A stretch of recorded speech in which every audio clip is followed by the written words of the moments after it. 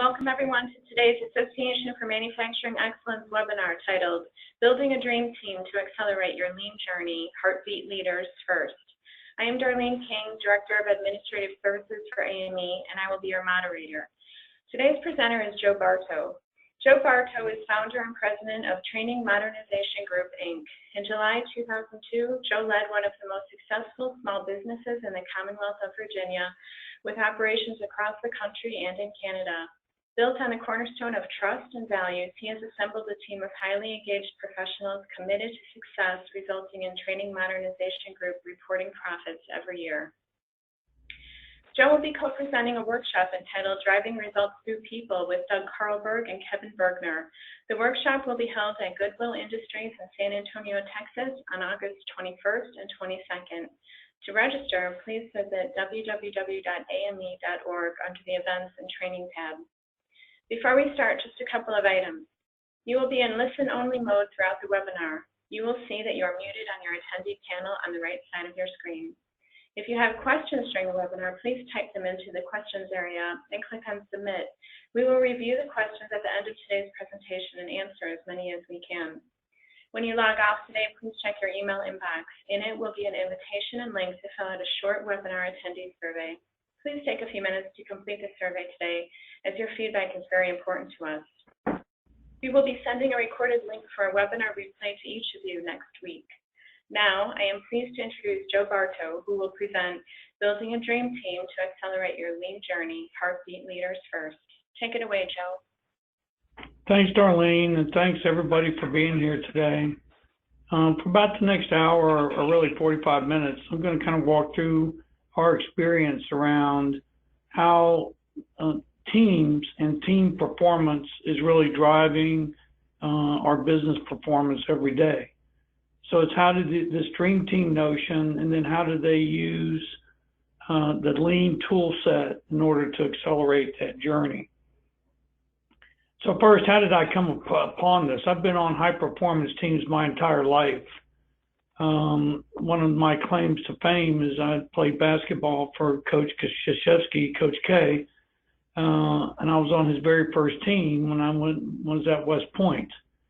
And certainly playing for Coach K, the winningest basketball coach in Division I basketball history, taught me what it was like to be on a high performance team. And what more importantly it taught me is about the relationship between the leader, in this case Coach K, and the led, and the responsibility that the leader has to create an environment for the team to be successful. Second is 14 years later, I was privileged to lead soldiers in combat, which also was another high performance team. Each one of those 45 soldiers in that picture in the only tree in northern Saudi Arabia, 3 days before we attacked into Iraq, leading the 24th Division into the Euphrates River Valley, attacking the Iraqi Republican Guards. Those soldiers all wanted to be on a high performance team. And again, I learned that it was the relationship between the leader and the led that created that performance and created the environment for those soldiers to perform, which they did magnificently. And then, as Darlene said, since 2002, I've led a different team, my TMG team, but along the same principles and with the same values that I learned playing basketball through 20 years in the Army, leading soldiers in combat. And our why in our business is, how do we help leaders who want to lead high-performance teams? And so we look at this big picture plan. I'd like to introduce the notion of normal and abnormal. So all of our businesses do fundamentally two things. We take orders and we produce invoices. So across the value stream, we continually align people to the process, our manufacturing processes, to produce a business outcome. So similar to being in playing basketball or team sports, and similar to being in combat, everybody's got to understand what the goal is. And in our manufacturing business is putting quality parts in the truck so that beautiful person at the dock can create an invoice by which we get paid. That's how we keep score. So when I'm around the country teaching this, I ask how much of our business is normal. And so I've just asked you to think about that yourself. What does normal really mean? And when you look at it from a lean perspective, using the side pocket analysis, it's normal is when I receive the materials that I need from my supplier.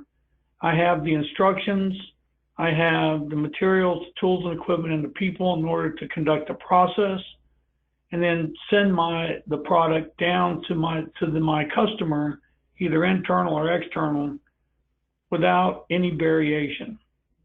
Now, of course, we know all day long that little things happen. Those are the abnormalities. And when the abnormalities happen, that's when this beautiful person called the heartbeat leader comes into play. These are the people that generally are the last leader between the organization and the people who actually do the work. And all day long, they're answering questions. The question of what should I do? What's next? All the millions of little things that go on during any operational environment is really those abnormalities that heartbeat leaders are doing daily problem solving. That means when things occur, they're able to see it, stop, fix it, tell somebody who needs to know, and then leads to win every day. So the better they're able to solve those little problems, that creates more normal and a more empowered workforce in order to produce the invoices that create the score and our outcomes business performance.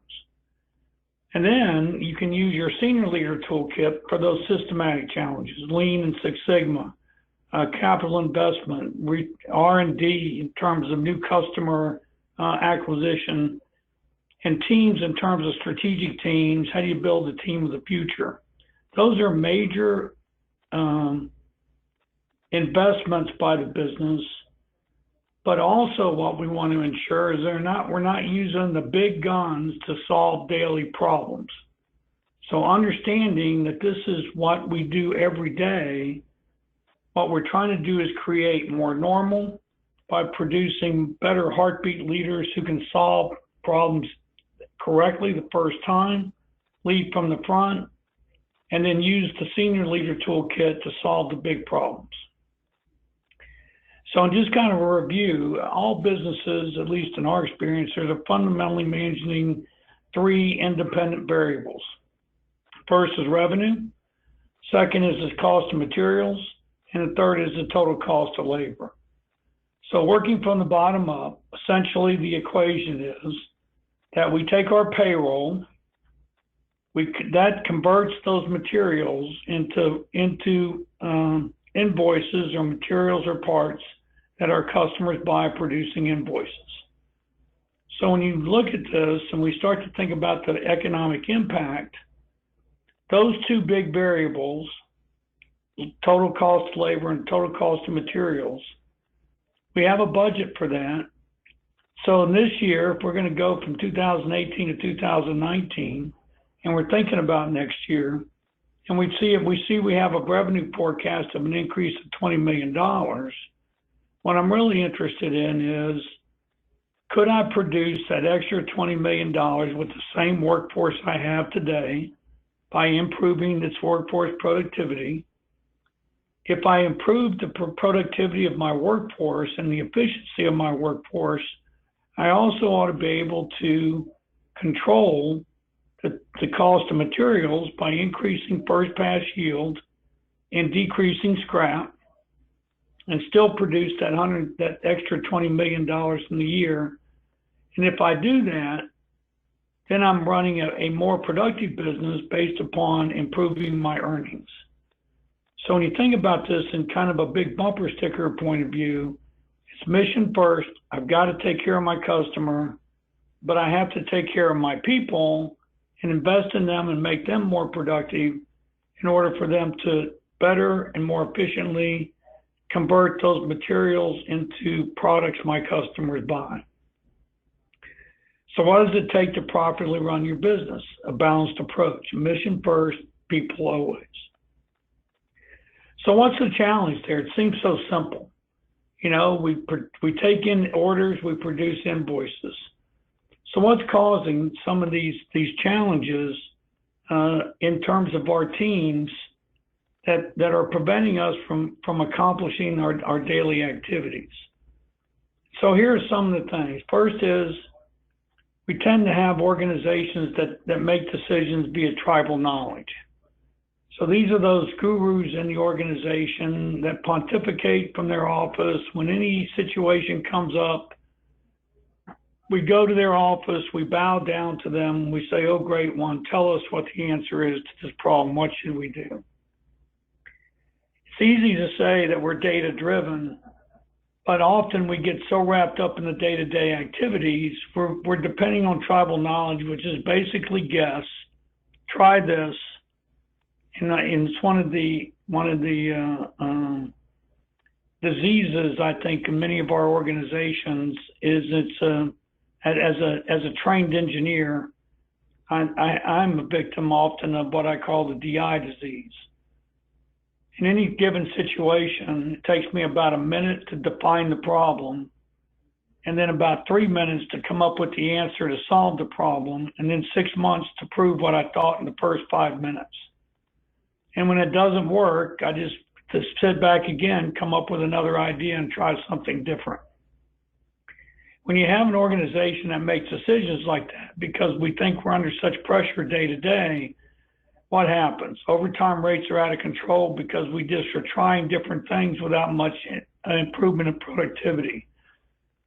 And then we need more people. It causes an over-reliance on temp labor because we need them immediately. And while I love operations leaders, generally speaking, the answer to every challenge is we need more people, or we spend more on overtime. And then if that doesn't work, one other possible alternative is we just outsource it to people who are less qualified to do that work than we are. And then it gives us an easy person to blame when it doesn't happen correctly. And in fact, I would contend that probably over the last 2 or 3 years, we're spending more time helping the supply chain teams operate more efficiently, because what we've discovered is that where you see the mistakes of supply chain is on the manufacturing floor, and we try to fix it on the manufacturing floor by creating a workaround, when really the issue occurred somewhere well upstream in the supply chain.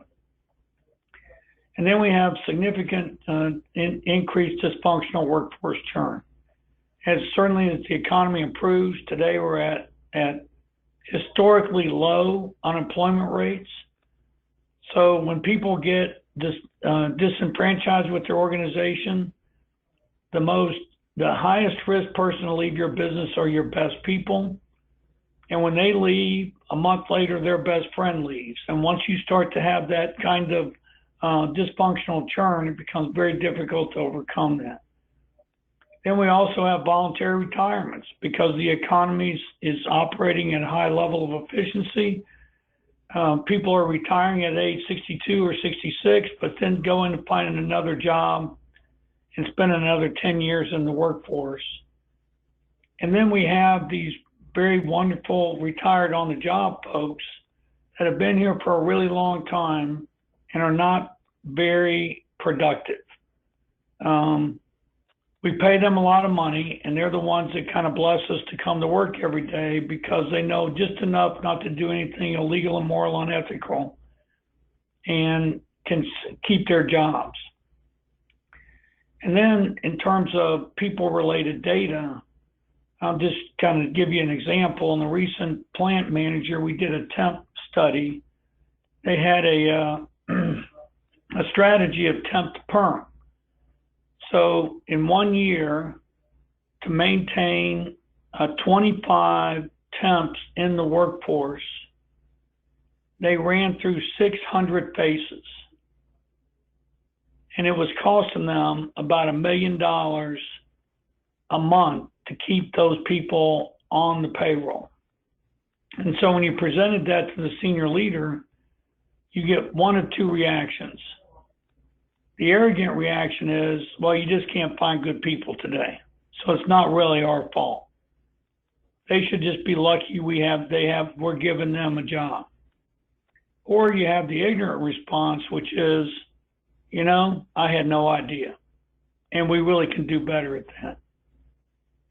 But the reason I put that there is because we usually have a tremendous amount of data around our operational processes, yet we have very little data around our people in order to make informed decisions. And then you have these customers out there that continue to want it faster, better, cheaper. And that puts more and more pressure on the organization to perform. And then we have these projects. Whenever I talk to a senior leader in an organization, I say, you know what the problem is? And they all know. And I say, well, how can you fix that? And they said, oh man, if we were just able to do this and this and this, and they have a long list of projects that are in that area of CapEx, Six Sigma, R&D. But generally, the organization is so focused on daily execution that they do not have the time, people, or resources available to accomplish the projects. So this is one of the issues around execution or the integration of Lean and Six Sigma is, in order to generate the capacity to solve those problems or to execute those programs, you've got to take away those resources from the daily execution, and creating that bandwidth is often become in the really too hard to do pile in terms of project execution. And then we have this issue of senior leader tactical focus. So, and it creates what I call leader compression. The metaphor you can understand this by is 5-year-old soccer.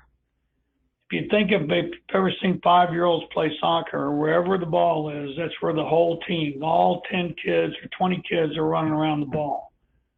And I see this time and time again in our businesses. We have data, we know where there's a problem, so where is everybody out? Everybody is surrounding that ball trying to solve that problem.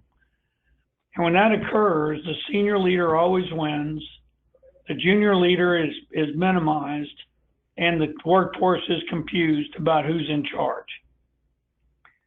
So these trends and observations all result in what I call a culture of heroic efforts. Every day is just another heroic effort. I don't need a stinking plan. I just got to come in and we got to work around. We got to figure it out. We got to get it done. And after a while, this creates exhausted, demoralized, and underperforming heartbeat leaders. And when those leaders give up, it becomes exponentially harder to invest in them in two ways. One is to get people to take on those roles. But second is that if we don't take care of those heartbeat leaders, and why we chose the metaphor heartbeat is because when the heartbeat has a good day, everybody has a good day. And when they have a bad day, everybody has a bad day, yet we don't understand what that really means. So let's transition to how do we build those heartbeat leaders to lead a better team? And the first challenge question I always show is, can you be a good leader on a bad team? These leaders in most of our manufacturing businesses, the first line leader is promoted outside from the hourly workforce. Rarely do we hire a first line supervisor in from the outside for a lot of good reasons, mostly because they need to kind of understand the work. But when they move from being an individual performer to being a leader, this question forces them to think through that when you become a leader, your only metric of success is the performance of your team. In fact, I can always tell a bad leader when they say things like, well, if I just had better people, I'd be a better leader. Or if I just had better support from my boss, or if I just had something or something or something or something. It always is about somebody else, and it's not about their ability to lead. So in your businesses, who are your heartbeat leaders? But we also have to understand clearly that we operate as a part of a team. So it's who are the leaders that hold them in the palm of their hand. So this is very important Because if you want to affect the behavior of the heartbeat leader, you first have to affect the behavior of the leader who's responsible for their performance training and development. So that's their leader. There's millions and billions of dollars have been wasted in the leader development industry by training leaders by themselves. I believe the only way that you can really get the value out of that investment is the first person you have to train is the leader's leader to ensure that that is aligned with the expectations that they demand from that subordinate leader in order to not only teach them the skills, but then to coach them to actually demonstrate the leadership abilities that you expect. So in every organization, if I was king for a day, I would get rid of every org chart out there because they don't really tell you anything. What we love is the triangles. So for example, in a 200-person organization, there are generally about 20 10-person teams, and all of them are in a triangle. So the senior leader or the general manager, his direct reports are one team, all the way through the organization, down to the team leader or the first-line supervisor, that generally is leading the most complex teams in the organization. So the dyad that we are trying to affect is the dyad between the supervisor and the team leader, because the power of that relationship has huge impact both north and south, because this is really the soul of every organization, is the nature relationship between the supervisors and the team leaders. So all those triangles in an organization generally fall in three categories. Those teams that are competing, every day they play to win. They talk about we own the business. They're maniacally customer focused and are asking the question, how good can we be? Then you have organizations that are just participating. They're playing the game. My boss owns the business. I'm completely boss focused and the customer is irrelevant. As long as my boss is happy, everything's okay. They're the ones, these teams are saying, we're doing fine, why should we change? And then we have the blaming teams, the ones that are sitting on the sideline watching others play. They're the entitled teams. To these teams, everybody's the enemy, the boss, the customer, and everybody else on their team is the enemy, and they'd often say things like, you owe me. So if you take those three natures or characters of the team, you relate it to the triangles, what you'll find is that in most organizations, there's a distribution. Some teams are very high performing, some teams are participating, and some teams are in fact causing a positive harm. Just a couple quick examples. One of our recent engagements, we found out that there was one 10-person team that was actually doing positive harm every day in the organization, and that was the maintenance group. They were part of that team that we characterize as blaming, and they had tremendous impact across the whole organization. Sad part is that everybody in the plant knew it, but nobody was willing to take that on until we were able to give them some data to show this was going on. So there are other teams. There's teams on back shifts that have new leaders and new people. They're often like the quality team or even engineering, are these teams that may be causing positive harm in the organization. So having a map gives you, again, an opportunity to understand where the waste is in your business, and then use the lean tools in order to correct that or conduct a performance improvement event. So when we say, if you understand how we do our business in terms of alignment, then it's really as simple. Do you want your heartbeat leaders to have a perfect day? And the answer to that always is, oh yeah, we want them to have a good day or a perfect day.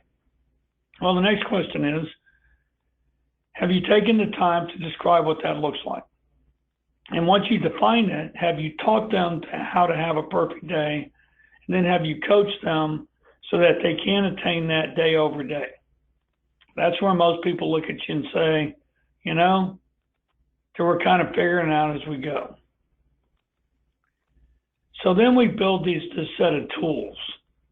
So in every high performance team, we think there's got to be tools that are customized to that specific operational circumstance that will help those leaders lead.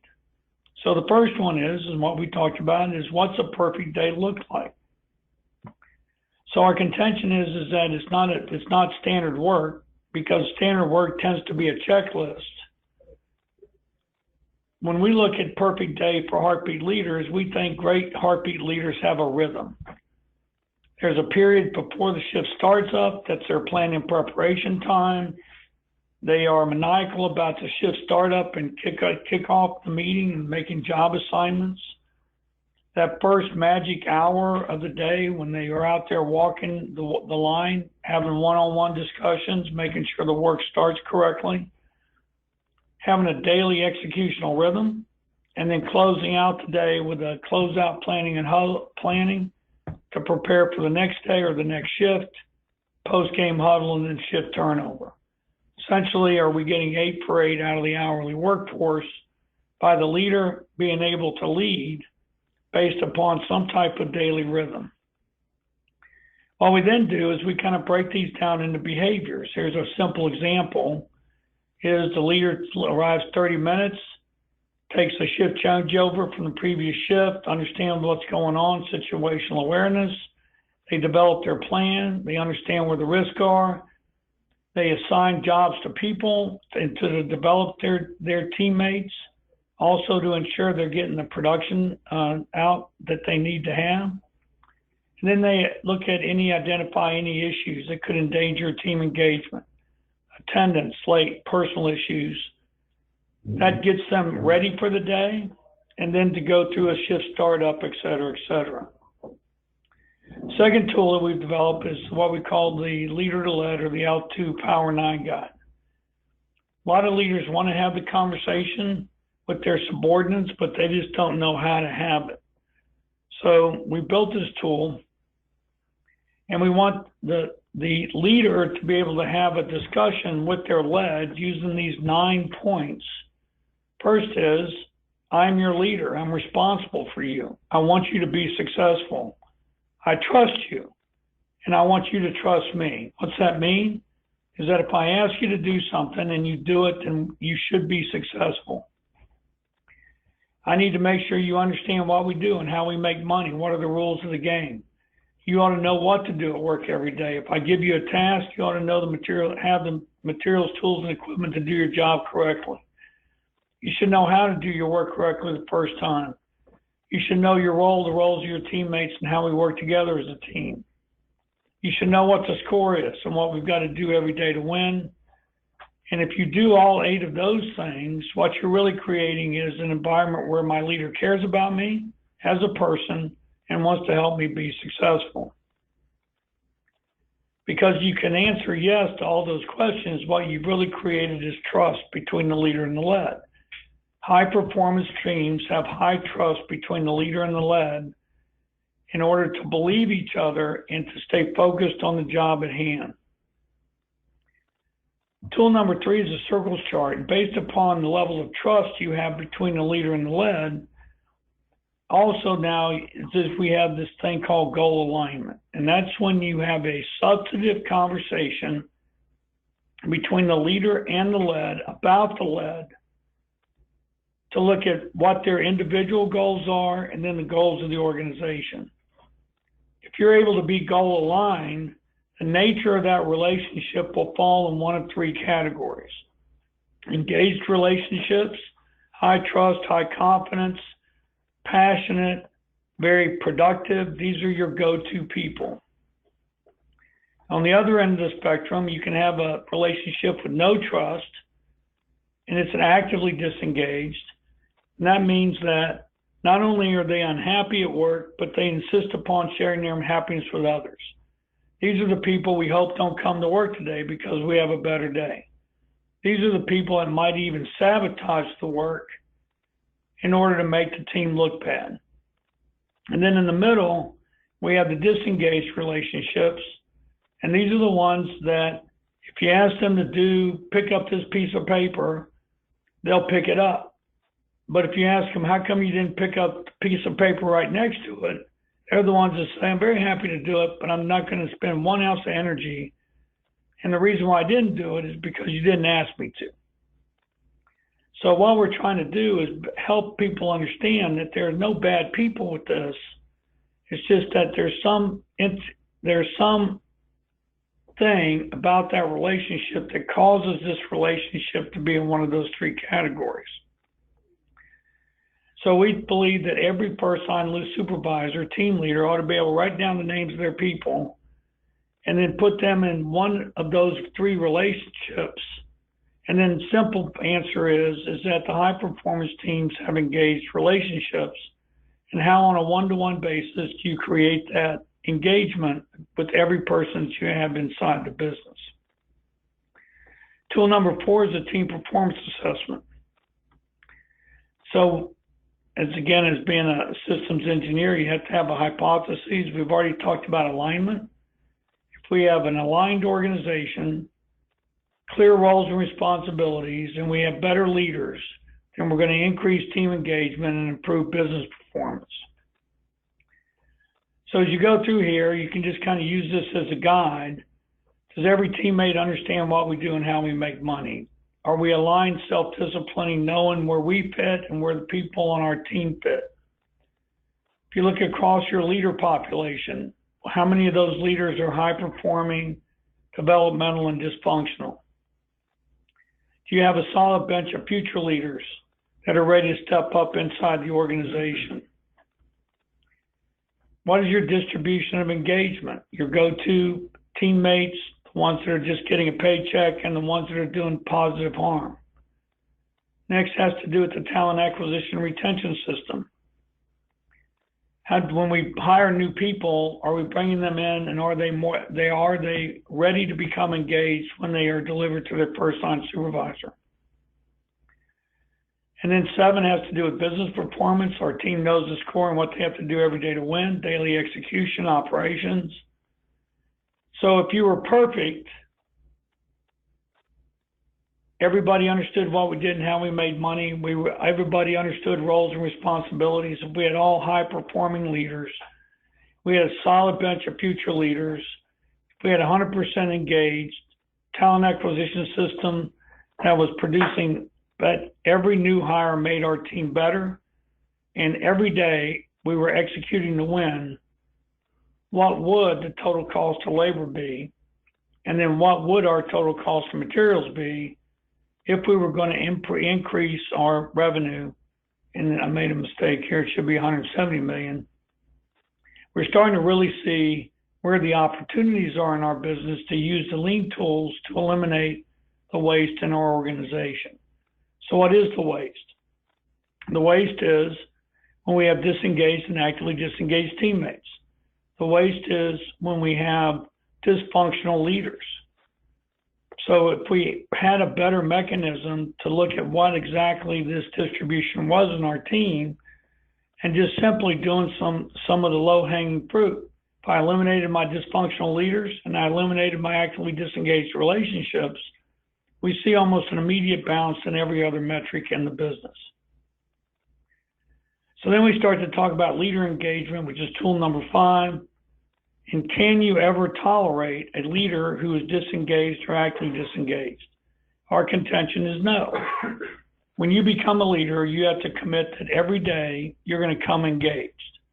Because if you're disengaged or actively disengaged, by definition, everybody on your team is.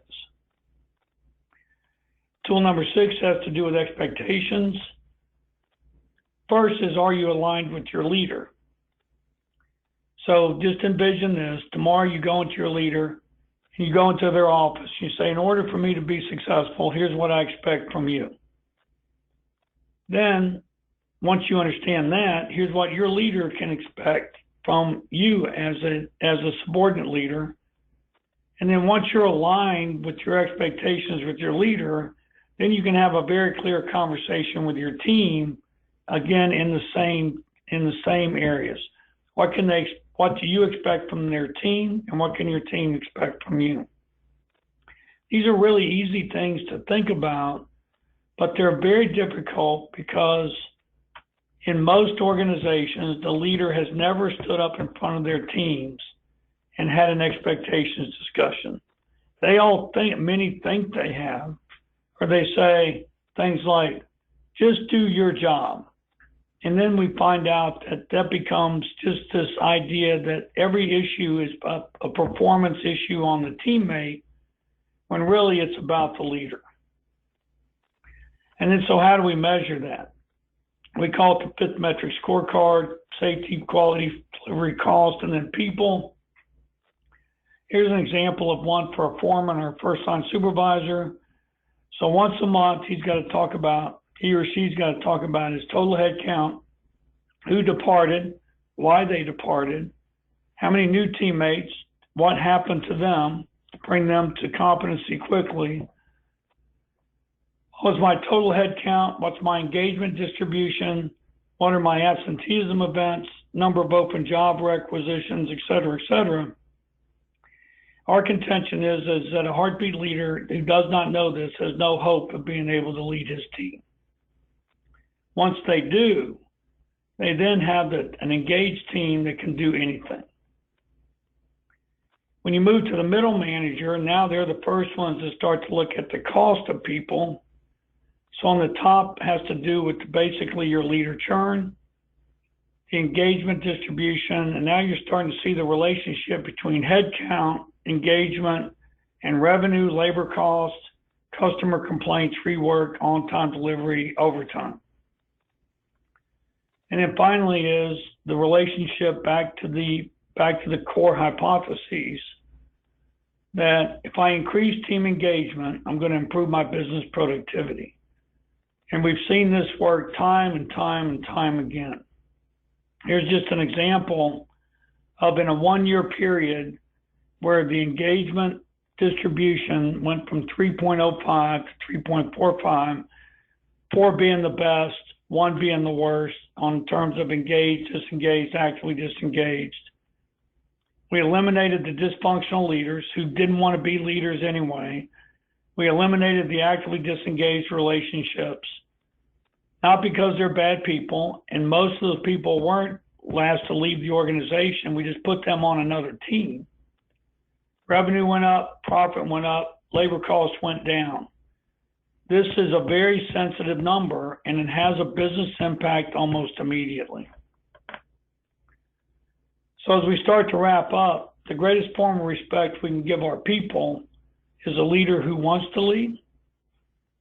This is so critical, because if you don't want to be a leader and lead a high-performance team, I could train you for the rest of your life. It would make no difference.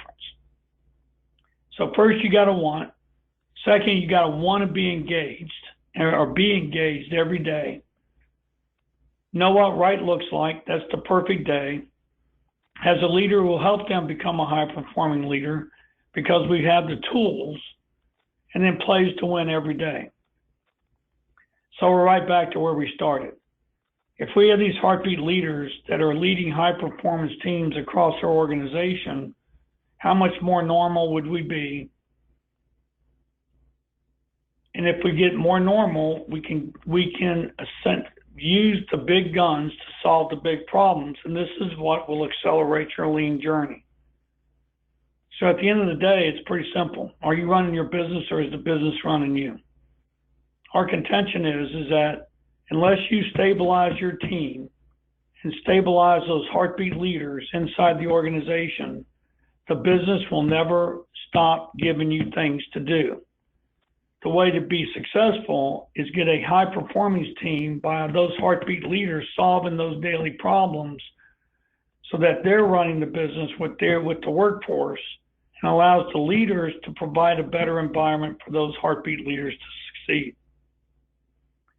So at the end of this, it's all about the pledge.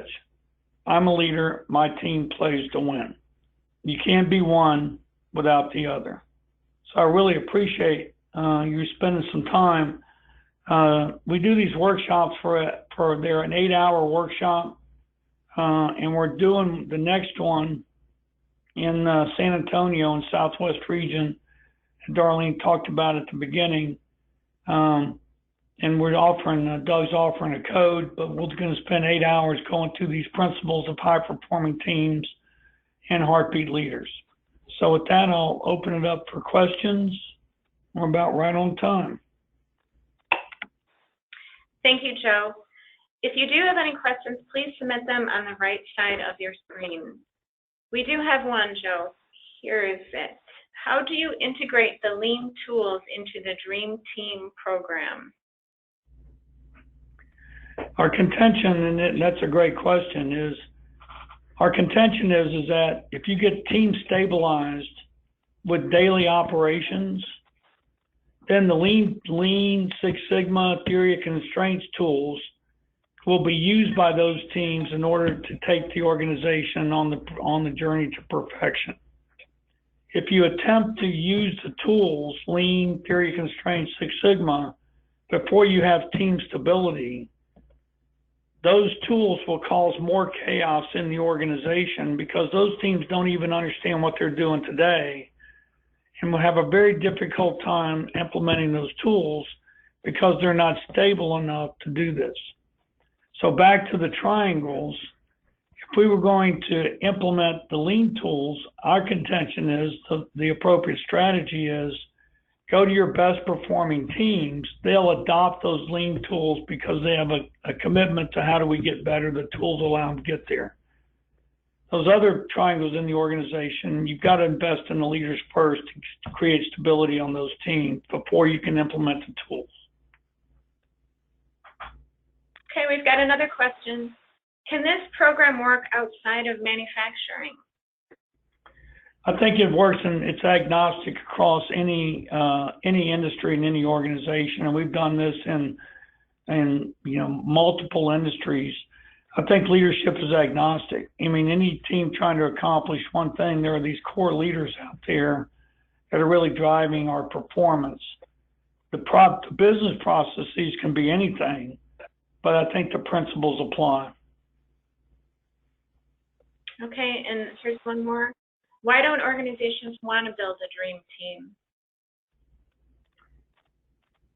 Because it's messy. When you start dealing with people, our contention is that the variability when you deal with people is extremely high. What senior leaders, most of them, they like reading an income statement, they like reading P&L statements because it doesn't talk back to them. And, when we go through this exercise with a lot of senior leaders, they push back on it because they're afraid of the answer. And the answer is all to them.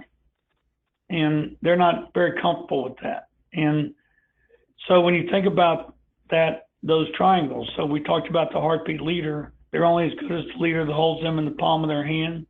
Well, that leader is only as good as their leader. And their leader is only as good as their leader. You don't do that too many times before it gets to the senior executive.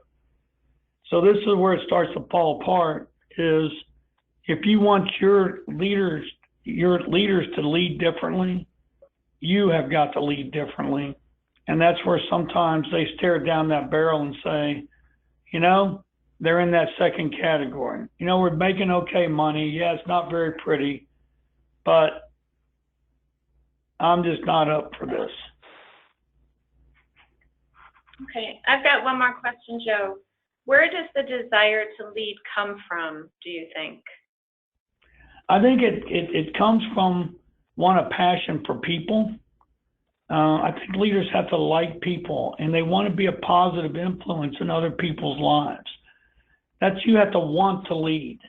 And some people have that, and it's almost God-given, and some people don't. Unfortunately, many times we take people who are really good at doing the work and we put them in a leadership position, and we find out they're not very successful, and it's just because they don't have. There's some certain personality types that you can do it, but it's just very difficult.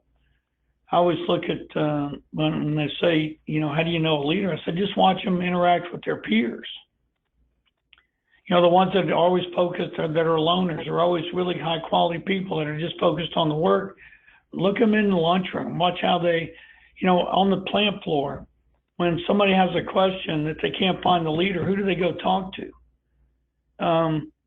That's, and you can't write that in a job description. And unfortunately, we get into some poor systems there that make experience and education more important than a passion for helping other people. And I think that's probably the most important trait to a leader. Thank you, Joe, for an insightful presentation.